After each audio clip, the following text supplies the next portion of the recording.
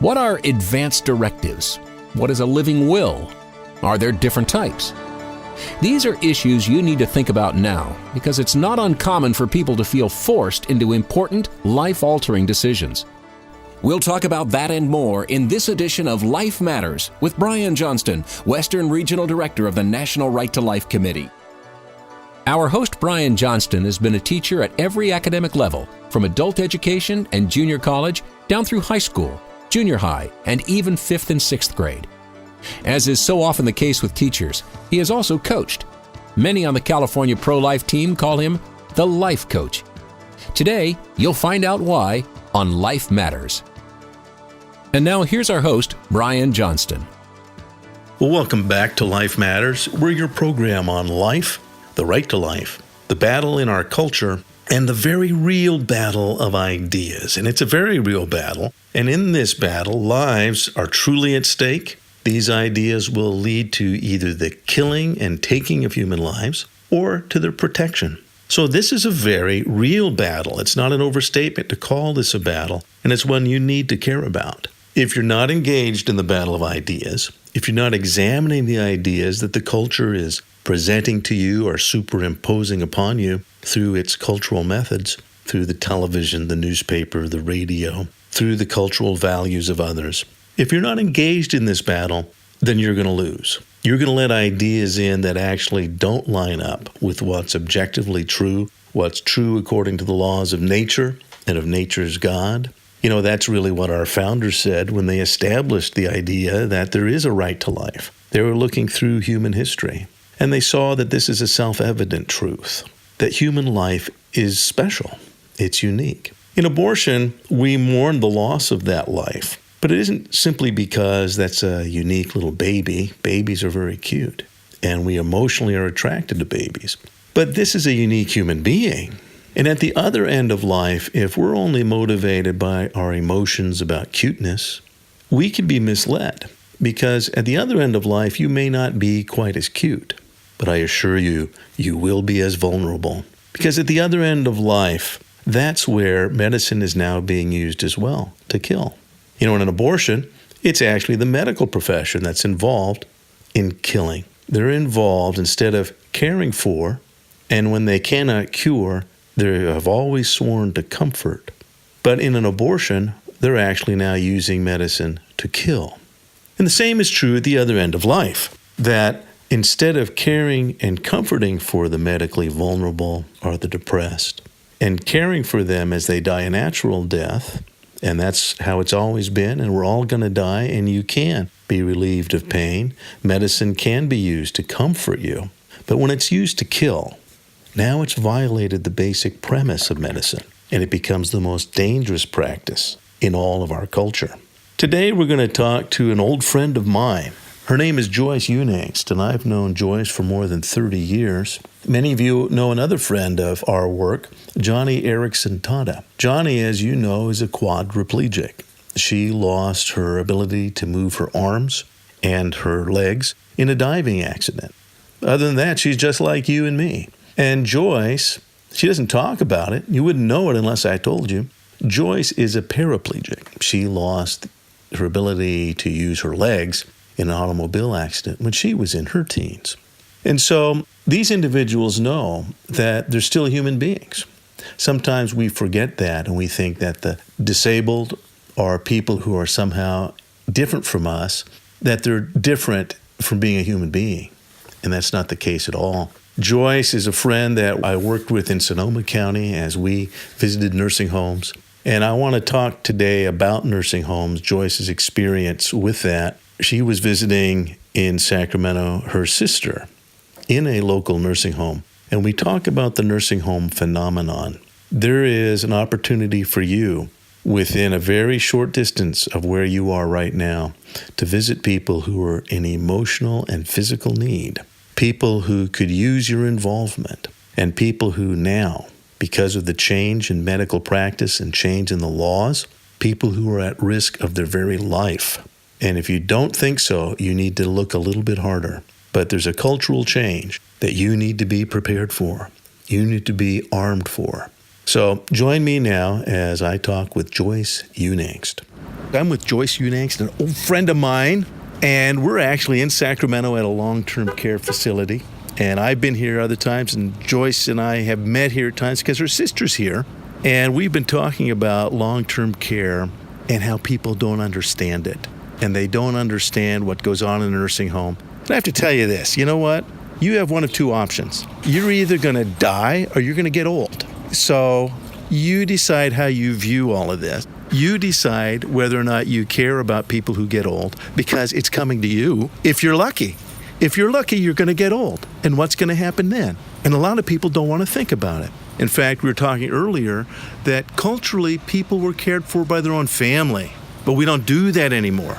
So Joyce, we were just talking now about your sister. You're doing what actually families have always done, and that's getting involved with our own family. But that doesn't happen.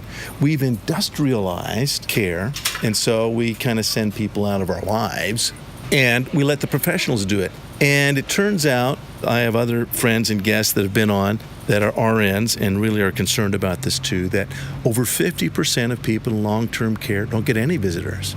They don't. More than 50%. Here at this facility, I don't know of 5 people that get visitors. Maybe on Sundays there's a little bit more, but most of the people are dropped off and they don't come back till they take their family out of here on a stretcher, dead. Yeah, and that is a tragedy. I know this program is broadcast on Christian stations throughout California. And so if you're a Christian listening, you need to understand something, that there's a culture change, and part of the problem is Christians aren't involved. Christians are not involved in the most important time in people's lives. I know a lot of Christians who love going on missions to Madagascar or some exotic location, and yet right down the street, literally within 100 yards of a church that I've been to, there are several long-term care facilities that the church used to visit. They don't visit there anymore. They don't even get involved. That is a situation where it's literally people's lives are ripe to hear the gospel. So you want to get involved with people's lives and people who are ready, and yet these people are facing their own mortality every day, and that's the best chance to reach them. But the church is too self-absorbed to even care. And so we have a situation. Let's talk about the typical long-term care facility. I know at this one, where your sister's in a room with, there's a total of 3, and all 3 are dependent on care. They have 1 toilet, 1 bathroom, and that's shared with the other room. So there's 6 folks that share 1 toilet. Yes. And if that toilet or that sink or that shower goes out, it takes a long time to fix. And the people don't come to fix it. That sink was plugged up. It looks like there was blood in it all day yesterday. And at 5 o'clock, I finally got maintenance to come and open it up so we could clean the sink out to wash our hands all day. Yeah. And so we're talking again about people who are dependent, people who need help to get to the toilet, to sit on the toilet. And so what happens in a long-term care facility, there are people who are employed, and at the lowest rung are what are known as CNA, Certified Nurses Assistants. And that sounds great and technical, but to be honest, they're the lowest rung of medical care. It takes a de minimis training. These folks don't need any academic training. So they're not really medical professionals, other than that they care for people. And they don't know what's wrong with the patients. My sister has seizures, and when she had a seizure, the CNAs had no idea that she has epilepsy. Mm-hmm. The nurses know it, but they're not allowed to tell the CNAs, the people that are hands-on. They are not allowed in this facility to tell the CNAs what is wrong with the patient. So you need to realize, and again, this is what I have seen across the board. We now in the state of California and now in several states, the United States, have actually legalized a form of voluntary euthanasia called physician-assisted suicide. But what that is actually saying, you know, this person's depressed, and since they're depressed, we're now free to kill them. We kind of wish they were dead. They're not dead yet. And now, since they kind of wish they're dead, now we can use medicine to kill them. But to me, that's actually a symptom of a deeper issue, and that is of the abandonment. Literally, physician-assisted suicide is the ultimate form of elder abuse. It's the ultimate form of abandonment. And we're looking at a culture, and I have to blame Christians. Christians are supposed to be the salt of the earth. Christians are supposed to be involved. I was thinking about this, Joyce, you and I were talking, well, what happened in olden times? Well, in olden times, it was the family. But the family now is disengaged. They send elderly people out of their lives, and they go and they have to pay for their boats, and they have to go on their different self-indulgent approaches to life. And we dismiss the people in our own families. They send them to these institutions, and these places, there's a few. I've been in many nursing homes in California. There's a few that are good. But to be honest, there's quite a few that are basically warehouses. Yes. And the amount of attention that's needed and the amount of resources that's given, they don't line up. So as I said, if you want to be a missionary, I know it sounds romantic to go far away. Let's go several thousand miles away. There's incredible need right where you are. Yeah. Right where you are, there are people being neglected. There are lives literally that are at stake in your neighborhood in these nursing homes because nobody's watching. No one cares. No one's watching. When you see a patient who is getting out of bed, who shouldn't be getting out of bed and falls, no one is watching that patient because there's not enough CNAs. On one shift of 18 people, sometimes there's one CNA and one nurse to take care of all those people. And the pay for CNA is minimum in this area. It's really quite alarming, and you need to know about it because you need to take action. So I want to recommend that to you. If you're looking for a place to serve, you're not going to get a lot of thanks, but that isn't why you serve, is it? If it is, then you have the wrong priorities. You serve where you're needed, and you are needed. Yes. You are needed. So look for that opportunity. We'll be back after a little bit, but I want to explain in greater depth some of the great dangers and then the things that you can do. But most of all, remember, this is about you and your loved ones.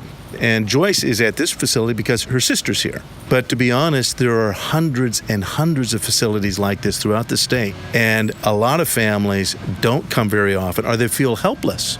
And Joyce knows from her experience that the only way to change things is you don't act helpless, you get involved, and you ask for help, and you make sure that person gets help. That's right. And if you do that, if you speak up, they will react. That's great. You're listening to Life Matters. Power. You're pro-life and you want to defend your position, but you're not sure what to say. That's pretty common. So get the facts you need to back up your pro-life position with the Power of 7 app. The Power of 7 gives you effective pro-life replies to 7 of the most common pro-abortion arguments. It's simple, it's easy to use, and it's free. Power of 7. Download it now at thepowerof7.org. The Power of 7, the number 7.org. And now back to more Life Matters with Brian Johnston. So what I want people to understand, again, I've been around this long enough, and Joyce, you've been around this. What is it that a normal person could do? Somebody who is just, maybe they haven't yet realized this. They've never been to a nursing home. Some people have never been to a nursing home. So what is something that they could do? A local church, a local individual. This is what I would do. I would recommend ask your pastor, hey, why don't we have an outreach to nursing homes? Yes. Because after all, it says in the scripture, there's fake religion. The scripture says this. There's actually fake religion, and then there's real religion. And it says true religion is this. It's caring for the fatherless and the widows. That's real religion. So does your church practice real religion? Or do you have really cool services that make you feel great, and you have a beautiful building? So why don't you ask your pastor, hey, why don't we do an outreach to the local nursing home? And if you check out your local nursing homes, you're going to find there's a couple of good ones, I bet, in your region. And then there's some that are very, very low tier, not top tier, but low tier. Those places need involvement. I know that nearly every nursing home has an activities person in charge. Yeah. They love to hear from churches, say, hey, we'd like to have a church service on Sundays. It does something for those individuals. It gives them purpose. Yes. And then you get to visit them, especially if kids. I know Yes. the elderly love young kids coming. It changes their world, and it gives them hope. But what are some other things that people could do? On Sundays, once a month, there's a man, and he brings his church young people in here, and they sing songs, and they shake the people's hands, and all the people get real excited. Yeah. And they all want to go down to the kitchen area, and where they're greeted, where each one of the kids shake their hands, they sing to them, and that's a focal point of their day on Sundays. It's only once a month, but once a month they come in and they share the gospel, they sing songs, and they greet each one of those old people. And it's a special time for them. It's very special, and I have to tell you, on Life Matters, we talk about the laws, and we've talked about the laws now that allow medicine to intentionally kill patients. But I'm quite convinced that that's a symptom of a deeper issue, the issue of abandonment. That, of course, you're willing to kill someone that you've abandoned. Because really, assisted suicide isn't really for those that we care for. Assisted suicide is designed for those we no longer wish to care for. Yeah. And so if someone has a serious illness and a condition that requires your involvement, requires ongoing care, requires hope at a time that otherwise seems rather hopeless, that's a lot of emotional work. And unfortunately, my experience is a lot of Christians are more committed to their emotions as their theology. They're more committed to their feelings, and when you have to give out emotional to other people, that's the hardest thing to do. And so we have a culture that's already geared that way. And so the assisted suicide and euthanasia push is actually the final solution for an emotionally bankrupt and spiritually bankrupt culture that doesn't want to reach out for others, that doesn't want to care for others, that doesn't want to go that extra mile. I mean, Jesus called it extra mile. Well, as a culture, we don't want to go the extra yard. We don't want to go the extra foot. And so we've got a culture war that you are part of. If you're listening to this, you're part of this war. Which side are you on? Are you in the side that just it's all in your head, it's all about you feeling better? Or are you going to do something? Are you going to apply yourself? And sometimes it's hard. It's really hard. That's okay. Afterwards, it's worth it. It's well worth it because we're talking about human beings. Yeah. And that's what the right to life is actually about. The right to life is an assertion that every human being is incredible. That's what the right to life is. A self-evident truth. There's a spark of something in every human being that's unique. That spark, as you know if you're a Christian, it's called the imago Dei. It is the image of God. Each one of us, we're made just like God. It's extraordinary. But if you forget that, and our culture has forgotten it, we see that. Our culture is willing to dispose of human beings. If you're willing to reach out to other human beings, the reward is very rich. Won't be money, and it may not be in emotions. It may be hard emotionally to reach out to somebody that's uncomfortable. Maybe they do suffer dementia. It's hard to reach out to someone with dementia if you don't feel like you're appreciated. Yeah, you're not aware of a lot of things around them. But the fact, if you show up, if you come to one of these facilities, the fact that you're here keeps the establishment on their toes. So the abuse that happens in a lot of these places, and there is abuse, Yes. it makes them really step up. I had the ombudsman come once, and he said when he walked in the door, everybody turned and looked. They knew that he was there. So they were on their best behavior with the patients. There's a difference when somebody comes in that has authority where the staff will take better care of the patients. So people need to visit. They need to come. They need to be present. I come. I'm present. I make sure if I wasn't here, my sister wouldn't be getting water. She wouldn't be getting fed. She wouldn't be getting therapy. But because I come, I make sure of those things. But most of the people here, I met a man today, he has half of his leg amputated. But he said, I don't know why I'm not getting physical therapy. And I said, did they give you any at all? And he said, no. But if he had a family member, he had somebody to show up and fight for him, he would have physical therapy because I fight every day when I come. They didn't even want to put her on the toilet last night. I fought for that. And now it's in her chart. She's to be put on the toilet because somebody just erased it. But it's back on there, and she's not going to be sit around and pee and poop because I came in here and demanded that they make a change. That's right. And that's how it really works. You can change things right where you are if you will do it. If you leave it to others, if you leave it to the professionals, if you leave it to the state. And that's really the sad thing about our culture is we think that the government's going to take care of everything. And that's the inverse of what America was founded on. America is the one government ever established that said we have to limit government so that people can go out and be people. So that people who are so special, who are so unique, endowed by their creator with certain inalienable rights, America is designed for people to go out and do, to be free to do what's on their heart to do. So now you need to put the right things on your heart and do them because these people need you. And as I said, before World War II, when Grandma and Grandpa died, they died in the room upstairs. And so just the bittersweet, no one is saying it's fun, but to be with someone who is facing their latter years, their latter days, their latter moments, that's hard. But that was part of life for everybody, and everybody knew that. But now our culture has changed, and with the urbanization of our culture, and with now the professionalization of care, we have stepped away.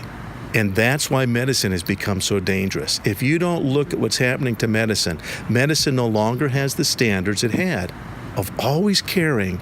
And if they could not cure, they would always comfort. But now medicine is legally authorized to kill. Absolutely. My mother was on fentanyl, codeine, methadone, Xanax, because she had a broken leg. And she was in a hospital, a rehab center, and they over-medicated her and they put her to sleep. She had a broken leg. So she was in pain because she had a broken leg, and that wasn't treated. No, actually they tried to make her stand on it on parallel bars in rehab. They didn't even know it was broken. They went in to wake her up to give her Xanax. I said, do you think she needs that? And the nurse looked at me and said, no, but it's in the chart. They do it. Whatever's written. She had a fentanyl patch, and I showed it to her doctor, and he said, how do you expect me to remember? I have 300 patients. I said, do you see that fentanyl patch there? I said, would you please take it off? And he walked out and left it on her. So you have to be involved. You have to care enough to go just that extra little bit. This is the symptom that we're seeing, and really with the change in the law that we're all concerned about, where medicine can be used to kill, that's just the final solution. The real problem is the disengagement of people who should care. So those are your opportunities, and if you'd like more information, go ahead and contact us, and we'll give you more resources so that you can be involved, and encourage your church to be involved. Don't just hear these things, act on them. Life Matters continues after this. Hi, I'm Kevin Sorbo, and I was very excited when I heard about LifeFest Film Festival. LifeFest is the film festival dedicated to showcasing films that affirm the intrinsic worth of innocent human life and the profound significance of each life. One seemingly insignificant person can in fact change the whole world in which he or she lives. That one singular life ends up being of vital importance. I'm so glad to hear that you are cherishing that in this film festival and are committed to artfully and creatively protect the lives of those who can't possibly promote themselves. Life Film Fest is dedicated to bring the message of life to Hollywood and to our culture. Go to lifefilmfest.com and get your tickets now. That's lifefilmfest.com. Find out about the exciting cultural change impacting Hollywood. Go to lifefilmfest.com. And now back to more Life Matters with Brian Johnston. Well, we're back from the convalescent hospital. And as you know, on Life Matters, we like to inform you of what the issues are, but we also like to equip you to deal with these issues, both in your lives and in the lives of those around you and in your community. We love the National Right to Life Committee, and you can find out more at nrlc.org. The National Right to Life Committee is an organization of diverse individuals across the nation that are united in working together to restore legal protection for vulnerable, innocent lives. And as you now know, that's not just the issue of abortion. That's when a child is very, very vulnerable and that life is taken medically, but also at the other end of life. As you now know, when we're older, we become more vulnerable too, or if we're incapacitated in any way. So I'd like you to go to nrlc.org, nrlc.org, the National Right to Life Committee website. You can get a lot of information and resources there. Go to the Issues tab and click on Issues, and you can find out about the abortion issue and the funding of it, Planned Parenthood, But then you'll see these other issues: euthanasia and assisted suicide, health care rationing, Medicare, advanced care planning. These are important issues. Perhaps even more importantly for today's program, living wills and the will to live. These are protective advance directives. An advance directive indicates how you'd like to be cared for, and you will need someone that has a durable power of attorney over your health care. That person needs to understand the issues if they're going to protect you. Or if you have DPA, durable power of attorney for health care for someone else, you need to understand these issues as we've been talking about on today's program. Institutionalized medical neglect has become very, very common in the United States of America. It's sad to say, but it's true. And now medicine's quality has changed, its ethical quality, so that individuals can actually be killed medically instead of being cared for. That's a dramatic change in our culture, and we want you to be equipped to deal with it. So go to nrlc.org, that's nrlc.org, and find out more. Click on the Issues tab, and you can get exhaustive answers to all of these issues and get the resources that you need. You can also go to NRLC to find out your state affiliate. And there's a listing for every state. There's a local team. In California, it's the California Pro-Life Council. Go to californiaprolife.org to find out more. Specifically in California on assisted suicide, go to stopassistedsuicide.com.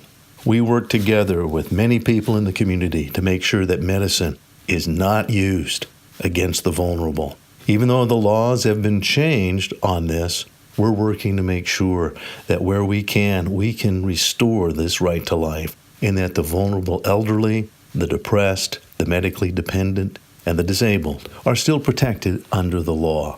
If you have other questions, feel free to call 800-924-2490. That's 800-924-2490. You know, if you'd like to be involved as an advocate locally, as an advocate for life, do contact National Right to Life or contact your state affiliate, and they can tell you what you can do locally to be involved as an advocate for those who can't speak for themselves. The right to life is an essential premise of Western civilization. And our founders, when they had the chance to create their new government here, they made sure that that was asserted, that every life has value given by their creator, and that the creator of each of us is the one that should give and take life. And so the right to life should be protected under the law. Our nation did assert that, and before 1973, every state had laws protecting the unborn child.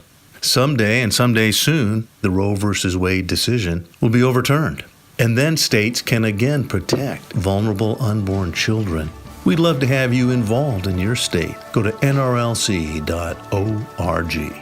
Learn more about everything in today's show online at lifematters.life, where you'll find all the resources you need to protect life.